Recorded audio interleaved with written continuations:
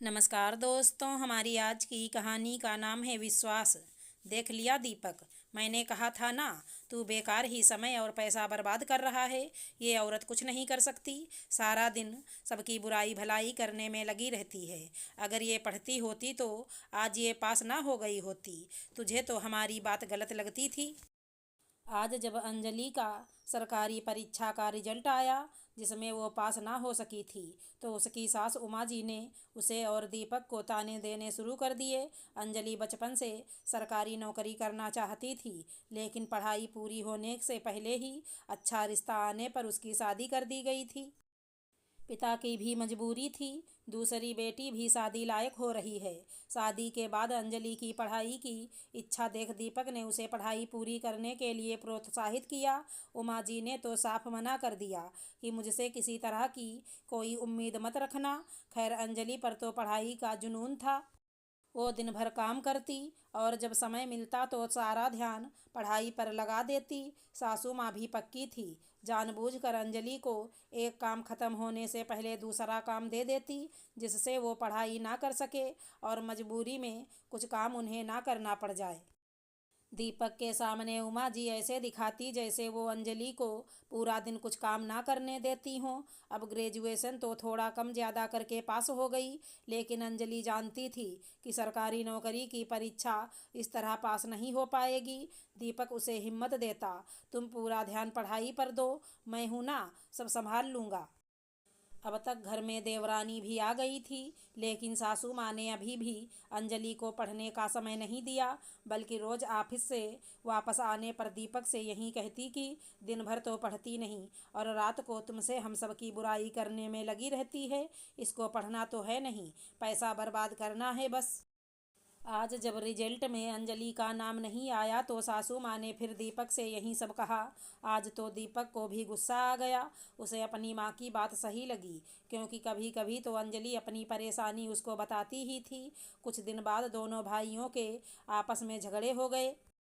सास ससुर ने दीपक और अंजलि को घर से बेदखल कर दिया। उमा जी का यह भी सोचना था कि जब अकेली रहेगी और सारी जिम्मेदारियां सिर पर पड़ेंगी तो पढ़ाई का सारा भूत उतर जाएगा, इसलिए उन्होंने उन दोनों को घर से निकाल दिया। इसके उलट अलग होते ही अंजलि ने अपने हिसाब से घर के सारे काम मैनेज किए और पढ़ाई का समय निकालने लगी और फिर से परीक्षा दी। जिस दिन रिजल्ट आने को था, दीपक घर से चला गया। पास तो तुम्हें होना नहीं है, मेरे सामने रोने का नाटक लेकर बैठ जाओगी, इसलिए मैं घर से ही चला जाता हूँ, शाम को आऊँगा। दीपक की इस बेरुखी से अंजलि बहुत उदास थी। उसका भी मन नहीं हो रहा था रिजल्ट देखने का, फिर भी उसने थोड़ी देर बाद रिजल्ट खोल ही लिया।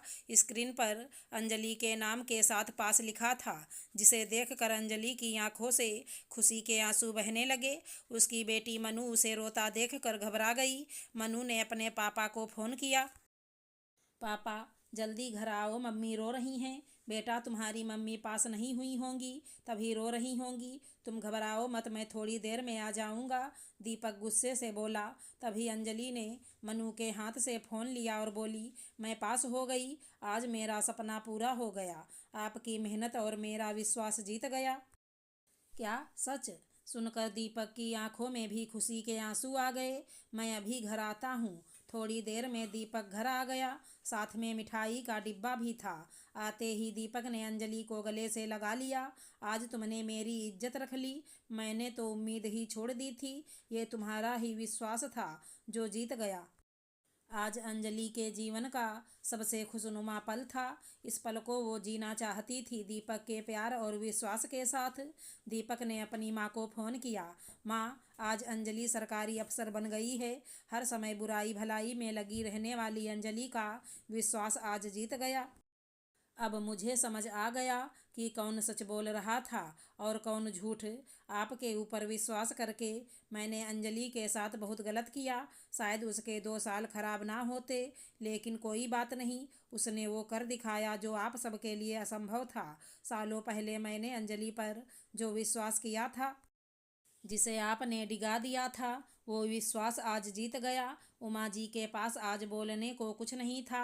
वो शायद ये भूल गई थी, जिसे अपनी ज़िंदगी में कुछ करना होता है वो अपनी मेहनत के बल पर करके रहता है, फिर चाहे उसके रास्ते में कितने भी रोड़े अटकाए जाएं। अगर हमारी कहानी पसंद आई हो तो चैनल को लाइक शेयर सब्सक्राइब करें। राधे राधे दोस्तों।